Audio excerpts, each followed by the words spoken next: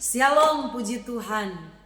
Tema firman Tuhan hari ini, manfaatkanlah kebebasanmu. Saudaraku, dunia yang canggih seperti hari ini, dikatakan dunia serba digital.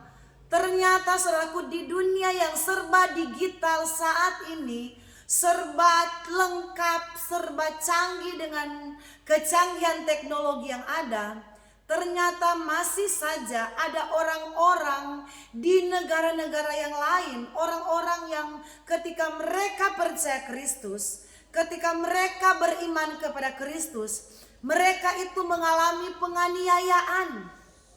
Ketika mereka percaya kepada Yesus, mereka mengalami yang namanya disiksa, mereka mengalami yang namanya dipenjara.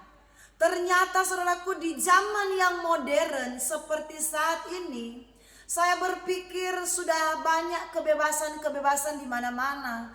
Saya berpikir seperti kami di Jayapura, Papua ini, mau beribadah itu tidak ada halangan.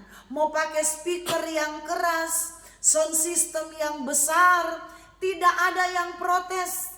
Tetapi ternyata saudaraku, ada beberapa negara dan banyak negara yang ada di dunia ini yang masih menghukum, masih menyiksa kalau ada orang-orang yang berani percaya kepada Kristus.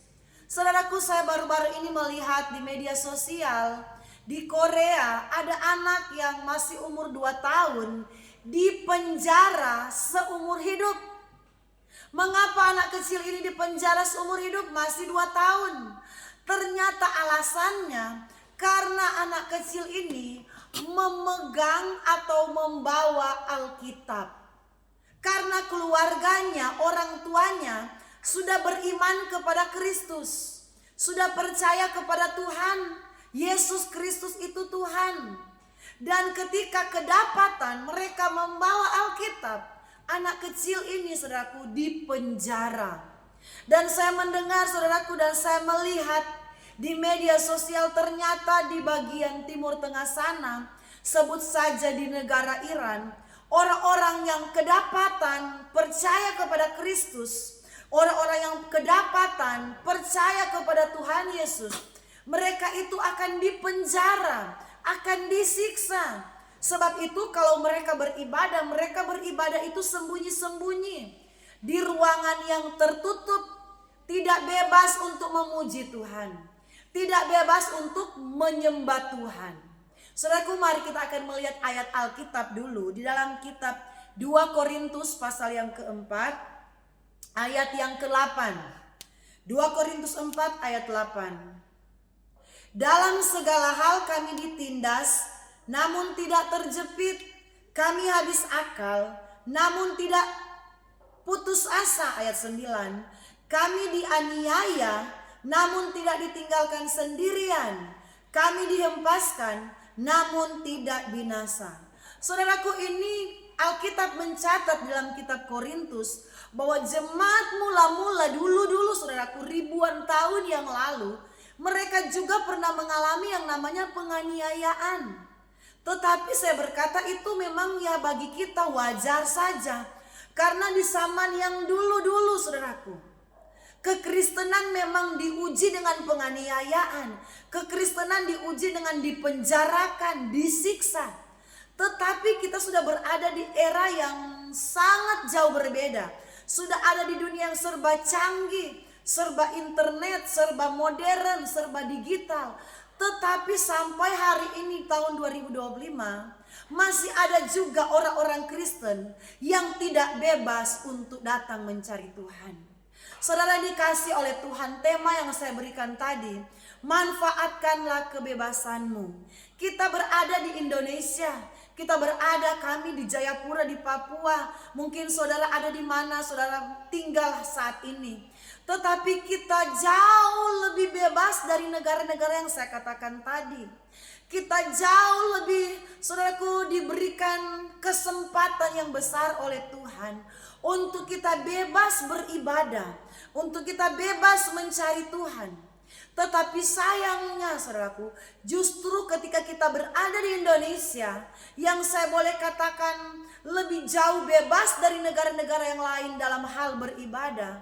Justru kekristenan kita ini banyak ya saudaraku, banyak yang terlena dengan keadaan yang bebas. Banyak yang tidak mau datang mencari Tuhan. Banyak yang tidak mau datang beribadah. Banyak yang tidak mau memanfaatkan hari Minggu saja, 1 kali 1 minggu untuk datang di gereja. Kalau mau dibikin daftar hadir, mau di absen, banyak sekali jemaat-jemaat yang tidak datang beribadah. Itu 1 minggu 1 kali. Saudaraku, lihat di luar negeri sana, seperti saya katakan di Korea Utara, saya katakan tadi di bagian Timur Tengah di Iran.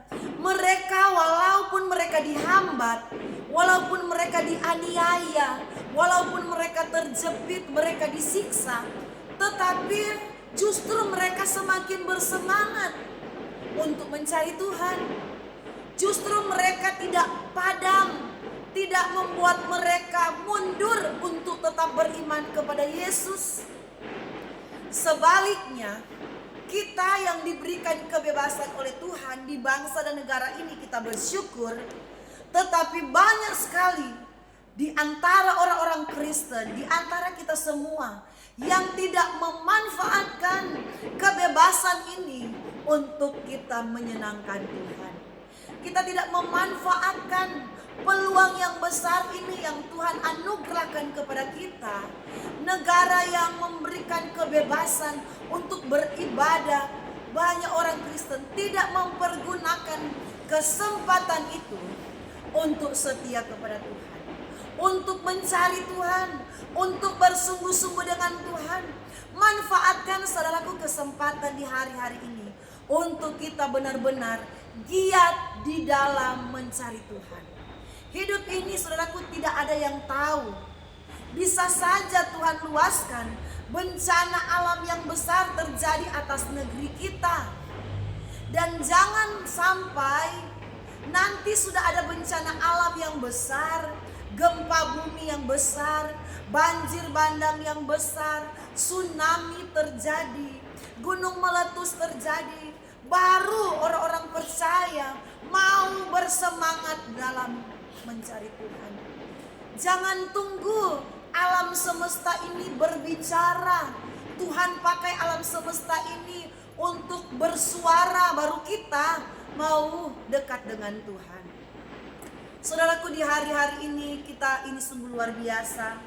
Tuhan memberikan kita kesempatan yang besar, kebebasan yang sebebas-bebasnya untuk kita beribadah kepada Tuhan. Mari manfaatkan kesempatan ini, manfaatkan kebebasan kita untuk mencari Tuhan. Alkitab menubuatkan saudaraku di dalam kitab Amos, suatu saat nanti orang-orang itu akan mencari firman Tuhan. Alkitab mencatat mereka akan mengembara dari laut ke laut. Mereka akan mencari firman Tuhan. Mereka akan ke timur, ke barat, utara, selatan. Mereka keliling dunia. Firman Tuhan itu tidak ada lagi. Karena apa? Karena kesempatan ini tidak selama-lamanya ada. Untuk kita datang kepada Tuhan itu ada waktu yang Tuhan berikan. Ada waktu yang Tuhan batasi. Dan hari-hari ini saudaraku, kesempatan untuk kita mencari Tuhan, kesempatan untuk kita berbuat kasih, kesempatan kita untuk menyenangkan Tuhan itu masih terbuka lebar.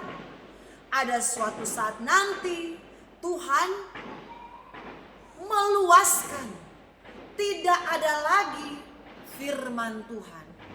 Karena itu artinya masa pengangkatan sudah terjadi.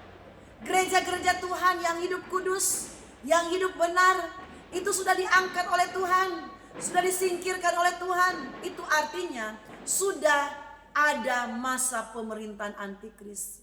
Jadi orang-orang Kristen yang setengah-setengah hati, orang Kristen yang hari-hari ini tidak mau cari Tuhan sungguh-sungguh, hanya menganggap kesempatan ini kesempatan yang biasa-biasa, suatu saat nanti mereka akan menyesal. Aduh, kenapa dulu saya tidak rajin beribadah? Kenapa dulu saya tidak berusaha sungguh-sungguh untuk dekat dengan Tuhan? Sekarang sudah terlambat. Saudaraku, coba kita perhatikan di Korea Utara. Iman mereka itu tidak gugur. Kesetiaan itu mereka tidak padam. Meskipun nyawa mereka itu jadi taruhan, saudaraku. Meskipun mereka harus mengalami penganiayaan, mereka harus disiksa. Saudaraku, kita di Indonesia ini, saudaraku, tidak mengalami hal yang setragis seperti yang dialami oleh saudara-saudara kita di Korea Utara, saudara-saudara kita di Timur Tengah.